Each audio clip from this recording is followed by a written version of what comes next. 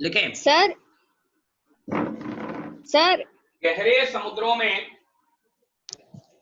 गहरे समुद्रों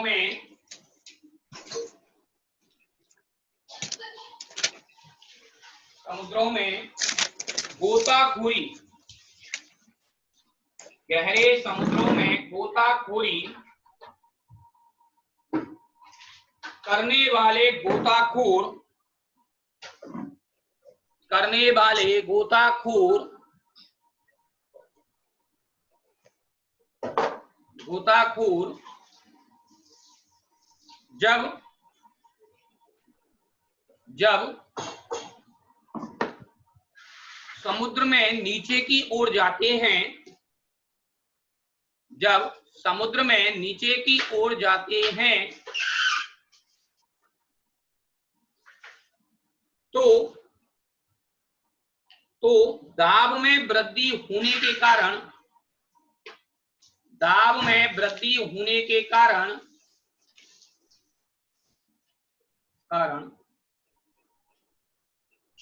गैसों की रुधिर में विलेयता बढ़ जाती है, गैसों की रुधिर में विलेयता बढ़ जाती है, गैसों की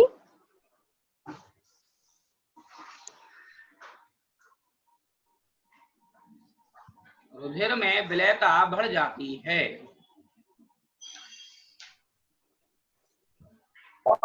सर दोबारा बोलना। लेकिन जब वो गोताखोर, लेकिन जब वो गोताखोर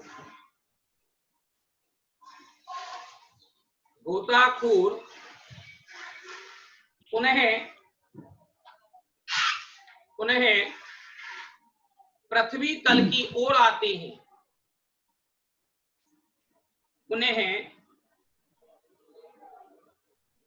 पृथ्वी तल की ओर आते हैं तो दाब में तेजी से कमी होने के कारण,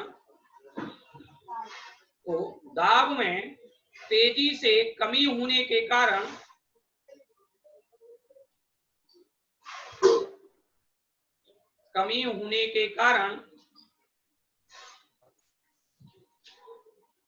गैसों की विलेयता घट जाती है, गैसों की विलेयता घट जाती है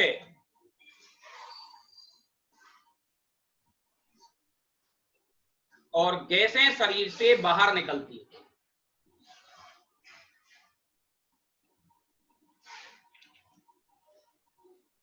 जिसके कारण रक्त केशिकाओं में, जिसके कारण रक्त केशिकाओं में, जिसके कारण रक्त केशिकाओं में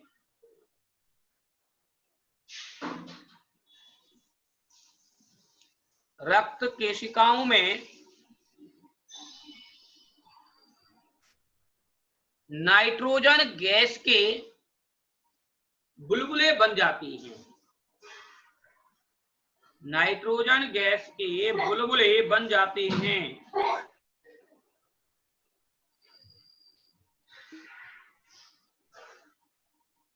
बन जाते हैं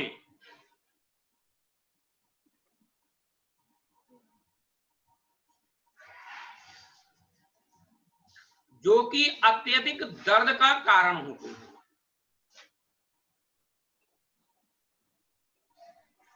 जो कि अत्यधिक दर्द का कारण होते हैं।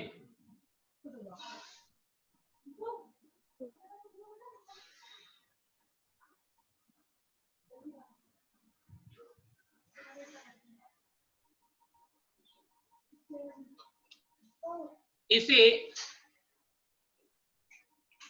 बैंड कहते हैं,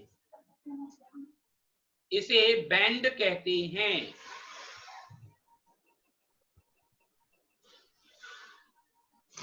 बैंड, बैंड क्या हो गया? BEND, बैंड,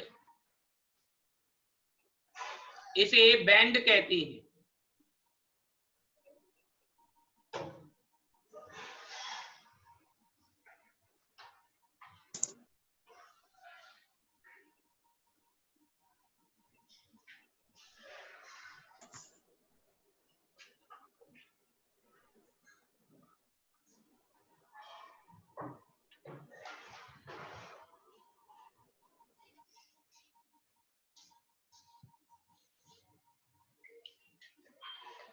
लिखें आगे, पैराग्राफ चेंज करके लिखें, पैराग्राफ चेंज।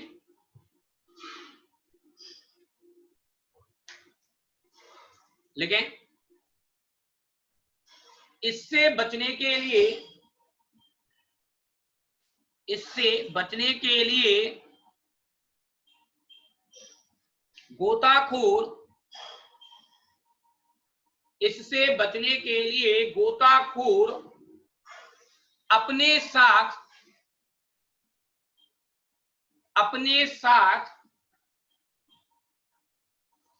गैसीय मिश्रण से भरे, गैसीय मिश्रण से भरे सिलेंडर ले जाते हैं, गैसीय मिश्रण से भरे सिलेंडर ले जाते हैं,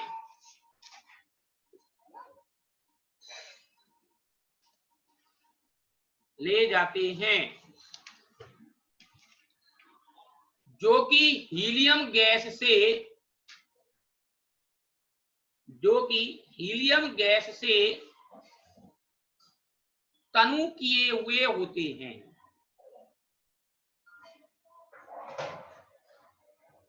जो कि हीलियम गैस से तनु किए हुए होते हैं।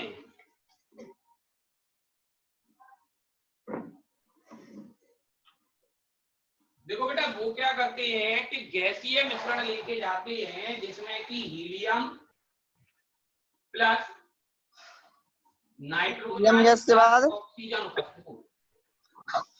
इनकी परसेंटेज आपको ध्यान रखनी है कि हीलियम कितनी होती है 11.7%, नाइट्रोजन होती है 56.2% और बची हुई क्या होती है ऑक्सीजन, जो कि कितनी होती है 32.1%। ये इसका गैसीय मिश्रण होता है जिसको गोताखोर अपने साथ सिलेंडर में भर के ले जाते हैं। क्लियर बेटा पॉइंट?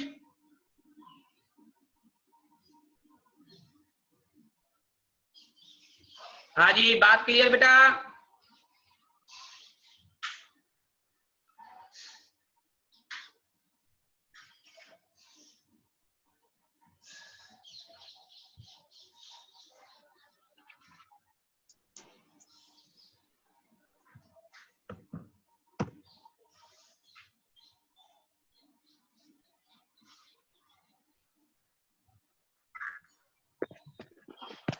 हाँ जी, एक बार दोबारा समझा दो। समझ में आ गया ये कि नहीं आया भाई? दोबारा समझा दो एक बार जाए पूरे। ज्योति,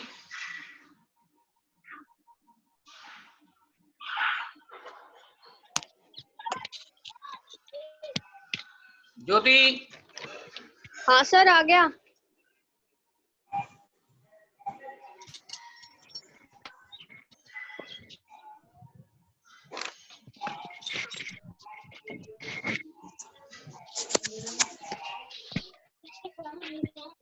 बेटा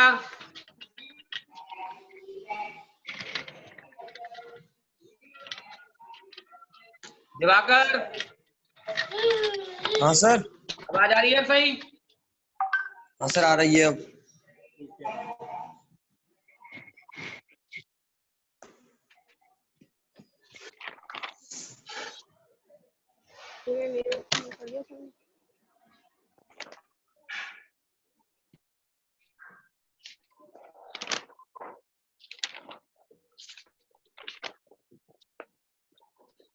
क्या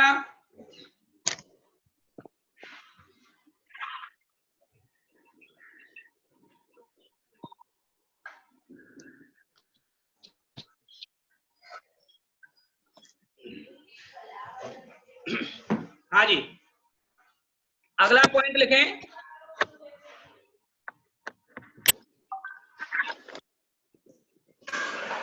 नेक्स्ट पॉइंट अपना इसमें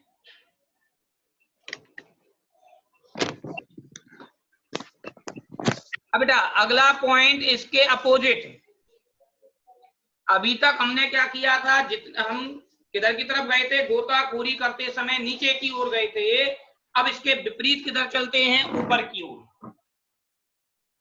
देखो, यदि हम पृथ्वी तल से ऊपर की ओर जाते हैं, ये पृथ्वी तल है, इससे किधर की तरफ जा रहे हैं? ऊपर की ओर। ऊपर जाएंगे तो दाब कम होगा, दाब कम होगा तो विलेयता भी कम होगी, और जब विलेयता कम होगी तो रिजल्टेंट रक्त में जो गैसेज घुलेंगी, यानी कि O2 की विलेयता कम हो जाएगी। ऑक्सीजन क्या काम करती है अपने शरीर में? ऑक्सीजन क्या काम करती है बेटा?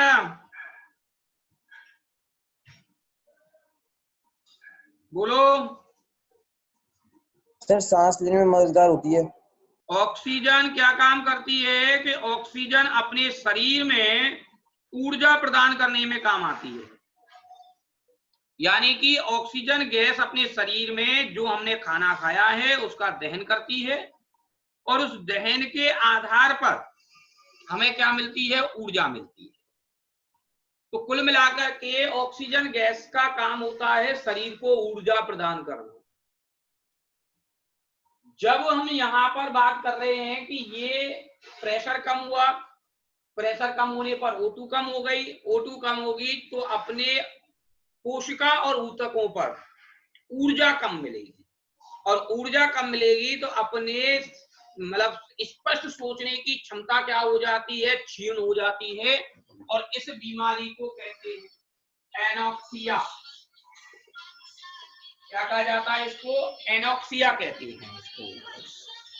क्लियर भाई?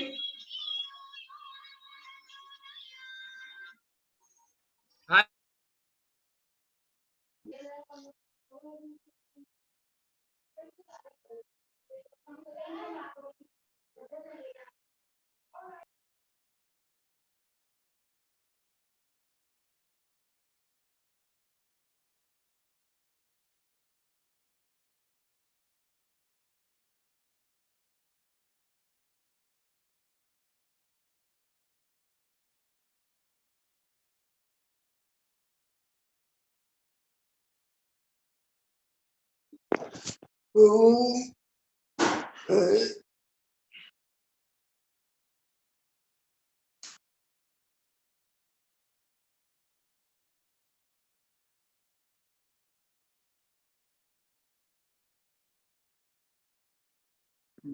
सर क्या हुआ?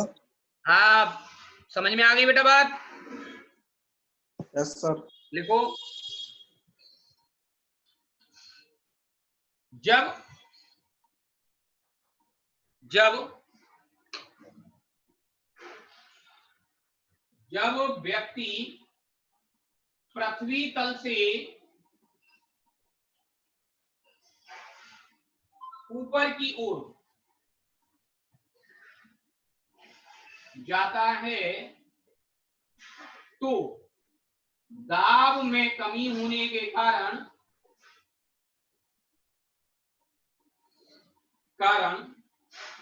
रक्त में O2 की विलेयता घट जाती है, जिससे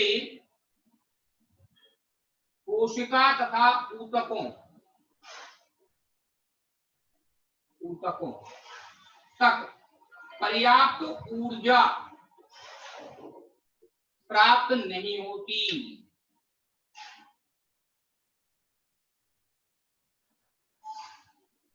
क्या होगा? पर्याप्त ऊर्जा प्राप्त नहीं होगी, और स्पष्ट सोचने व समझने की क्षमता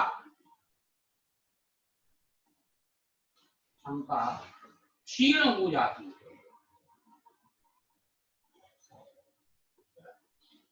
इसे एनॉक्सिया कहते हैं। क्या कहेंगे इसको बेटा? एनॉक्सिया कहेंगे इसको। कोई प्रॉब्लम किसी को इसमें? हाँ भाई, बात समझ में आई या नहीं आई है?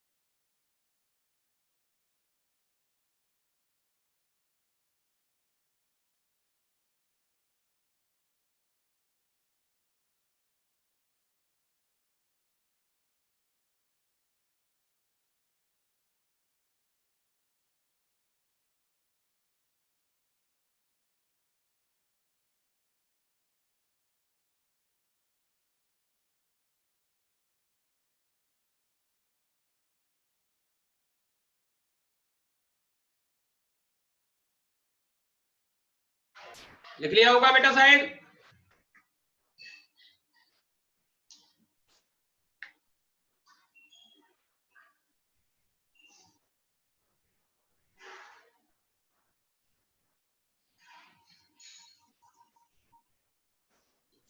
हाँ सर।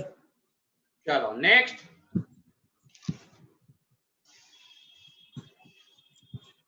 सर इंग्लिश हिंदी की क्लास कब से? किसकी? इंग्लिश और हिंदी की। अरे पहले इनने तो ले ले, हिंदी और इंग्लिश के पीछे पढ़ रहा है। आज मैथ की क्लास हो रही है आज। पता है सर, पढ़ लिया। हाँ, फिजिक्स की क्लास के जस्ट बाद मैथ की क्लास हो रही है। हाँ भाई, ये आपके तीनों की तीनों अनुप्रयोग हो गए हेनरी के नियम के। कौन कौन से थे? पहले सोडा वाटर वाला, दूसरा बैंड वाला, और तीसरा हो गया आपका एनोक्सिया वाला। तीन अनुप्रयोग हैं जो कि किससे संबंधित है? हेनरी के नियम से संबंधित है। अब आगे देखें, हेनरी के नियम की सीमाएं। नियम की सीमाएं, हेनरी के नियम की सीमाएं। देखो पहला पॉइंट हेनरी के नियम की सीमाओं में, यह नियम केवल अति तनु विलयनों पर लागू होता है, अर्थात गैस की विलयता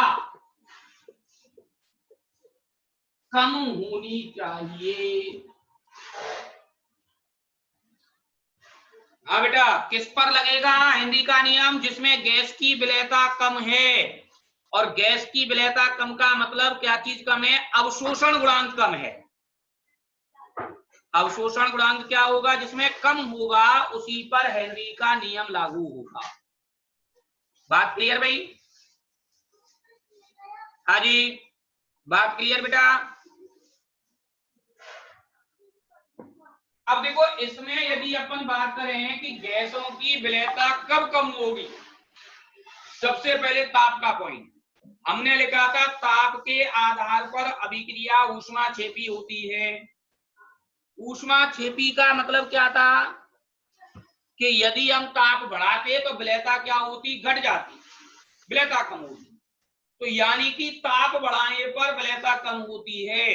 तो हम उसको इस तरीके से लिखेंगे, ताप अधिक निम्न नहीं होना चाहिए। क्यों? क्योंकि ताप कम होने पर विलयता बढ़ेगी, लेकिन हमें विलयता कम करनी है। तो विलयता कम कब होगी? जब क्या होगा? ताप अधिक निम्न नहीं होगा, कम तो होगा लेकिन ज्यादा कम नहीं होगा। तीसरा पॉइंट, दाब के आधार पर। दाब अधिक उच्च नहीं होना चाहिए।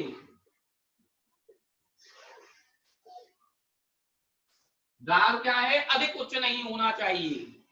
ताप अधिक निम्न नहीं होना चाहिए और दाब अधिक उच्च नहीं होना चाहिए। चौथा पॉइंट, गैस विलायक से अभिकृत या आयनित नहीं होना चाहिए, अर्थात गैस की आणविक संरचना गैसीय तथा द्रवीय दोनों अवस्थाओं में समान होनी चाहिए।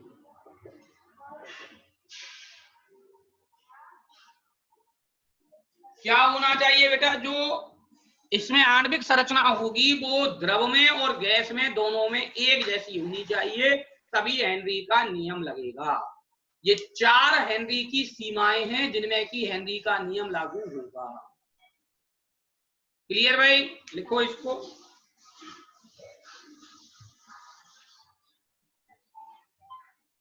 लिखे बेटा फटाफट।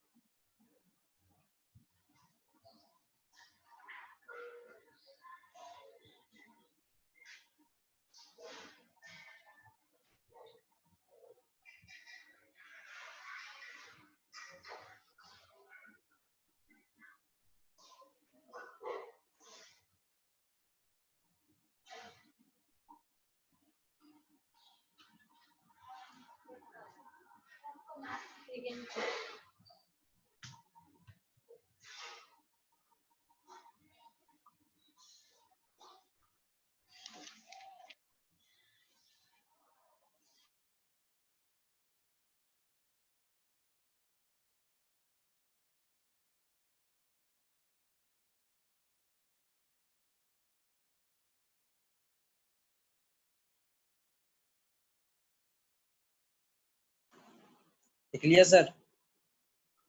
लिख लिया भाई? चलो नेक्स्ट। इसके बाद देखें अपन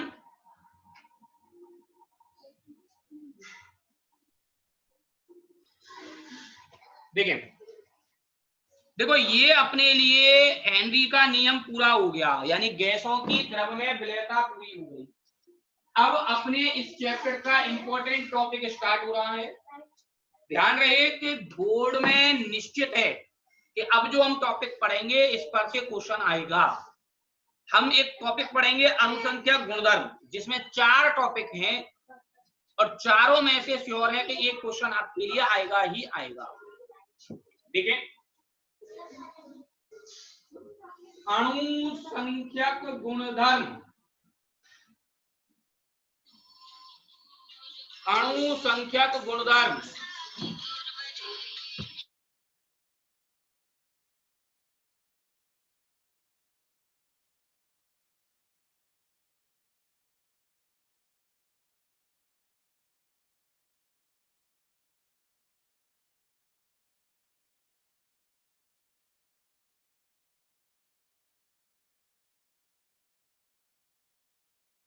देखें, अणुसंख्यक गुणधर्म किसी भी विलयन के ऐसे गुणधर्म जो विलयन में उपस्थित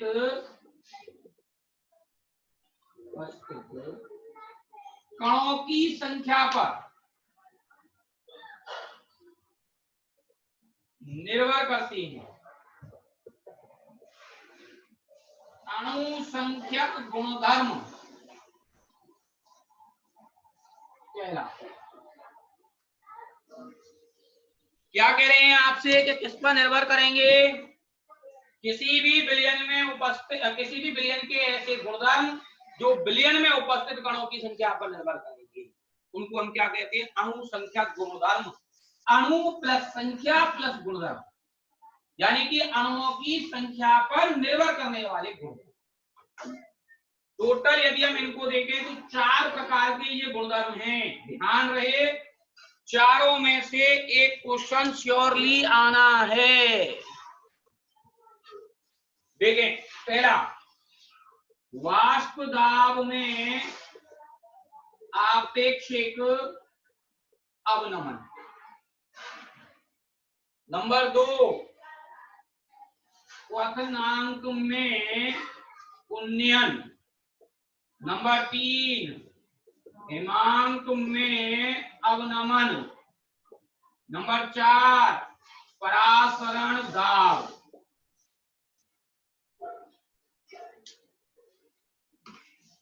हाँ जी, वाष्प दाब में अवनमन, क्वथनांक में उन्नयन, हिमांक में अवनमन, परासरण दाब। अवनमन का मतलब कम होना, उन्नयन का मतलब अधिक होना, और आपेक्षिक का मतलब किसी के सापेक्ष कम होना। ये आपके लिए टोटल 4 पॉइंट हैं। और ये चैप्टर का यदि हम देखें तो लास्ट टॉपिक है ये चारों की चारों। एक एक करके अपन इनको पढ़ेंगे और चैप्टर अपना खत्म होने वाला ही है, ज्यादा देर नहीं है अब चैप्टर्स में। तो लिखें, इनको लिखें पहले, फिर पहले टॉपिक डालेंगे वाष्प दाब में आपेक्षिक अवनमन।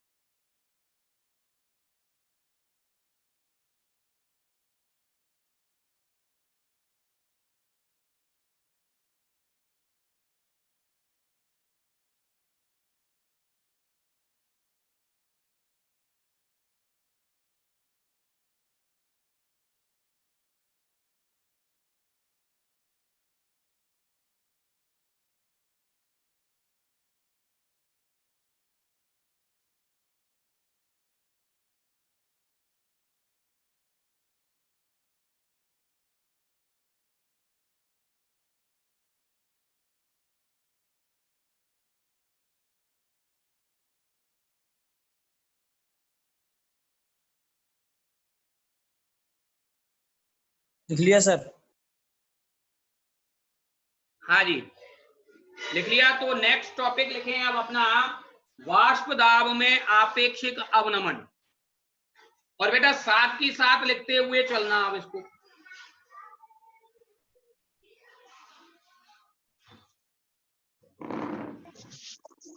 देखिए भाई, आपको वाष्प दाब की परिभाषा कुछ दिन पहले बता दी थी। देखिए, वाष्प दाब में आपेक्षिक अवनमन, पहला अनुसंख्या गुणधर्म। हम यदि बात करें किसी भी द्रव को गर्म करते हैं,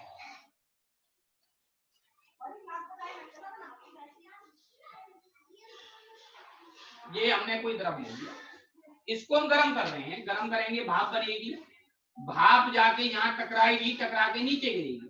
तो दो घटनाएं हो गई, एक वाष्पीकरण और दूसरा संघनन। जब दोनों घटनाएं साम्य अवस्था में होंगी तो इसकी साम्य अवस्था में इस द्रव की सतह पर लगने वाला दाब क्या कहलाता है? वाष्प दाब कहलाता है। यानी कि किसी द्रव के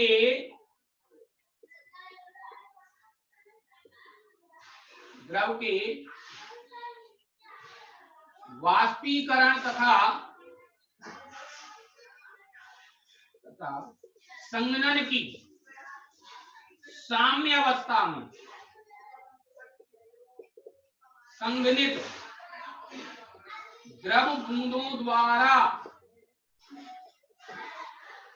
द्रव की सतह पर डाला गया दाब वाष्प दाब कहलाता है।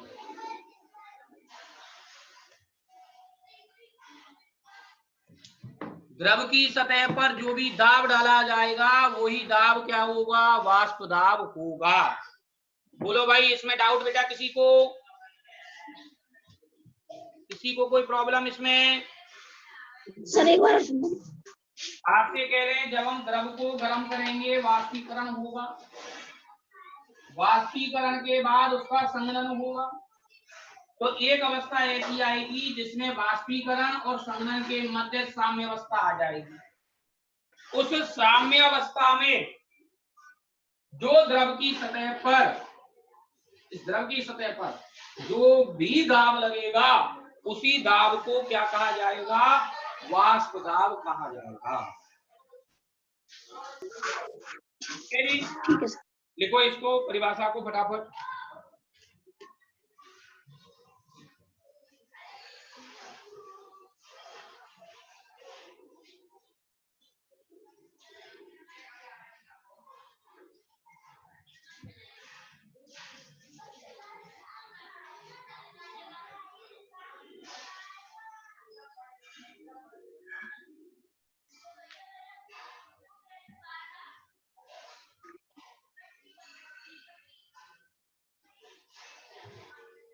लिख लिया सर। चलो लिख लिया बेटा। नेक्स्ट लिखे, वाष्प दाब को प्रभावित करने वाले कारक।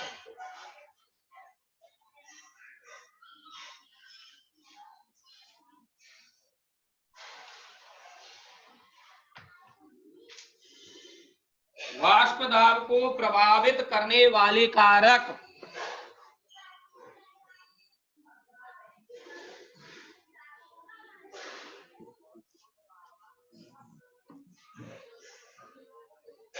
देखिए भाई, पहला पॉइंट, पहला कारक, द्रव की प्रकृति। द्रव की प्रकृति। देखो बेटा, मैं इसको शॉर्ट में लिख रहा हूं, आप भी शॉर्ट में लिख लेना। देखिए, द्रव के लिए आईएमएफ, याद है बेटा आईएमएफ क्या बताया था आपको? आईएमएफ क्या बताया था आपको? अंतर आणविक आकर्षण बल। द्रव के लिए आईएमएफ यानी कि उसके कणों में मिलने वाला था। आईएमएफ है तो वाष्पीकरण ज्यादा होगा, और वाष्पीकरण ज्यादा होगा तो वाष्प दाब भी ज्यादा होगा। पॉइंट क्या है अपना कि जैसे जैसे कणों के मध्य आईएमएफ कम होगा वैसे वैसे वाष्पीकरण ज्यादा होगा। भाई सीधी सी बात है, कणों के मध्य बल जितना कम होगा उतनी जल्दी कण क्या होंगे, वाष्पीकृत हो जाएंगे, और जितना ज्यादा वाष्पीकरण होगा वाष्प दाब उतना ही ज्यादा हो जाएगा। ठीक है बेटा, पहले इसको लिख लो, फिर इसको थोड़ा सा लैंग्वेज में बोल दूं मैं, जिससे आपको ध्यान रहेगा। सर बेटा सर वो 10th की क्लास कब से लगेंगे? बेटा 10th के बच्चों के नाम ही वो नहीं आ रहे अभी मेरे पास, कांटेक्ट नंबर, समस्या ये आ रही है। नहीं तो चालू तो मैं आपके सोमवार से करा देता, लेकिन सबसे बड़ी बात है जब तक सबके नाम ऐड नहीं होंगे तो दिक्कत है। तेरे भाई से कहना बेटा जब आप बात करें वो फोन पर है ना। ठीक है सर। हाँ बेटा, आप में से किसी के भी भाई या बहन 10th में हूं और उनको यदि क्लास अटेंड करनी हो तो आप मैसेज कर देना, नंबर उसका मैं ग्रुप में ऐड कर दूंगा मैं।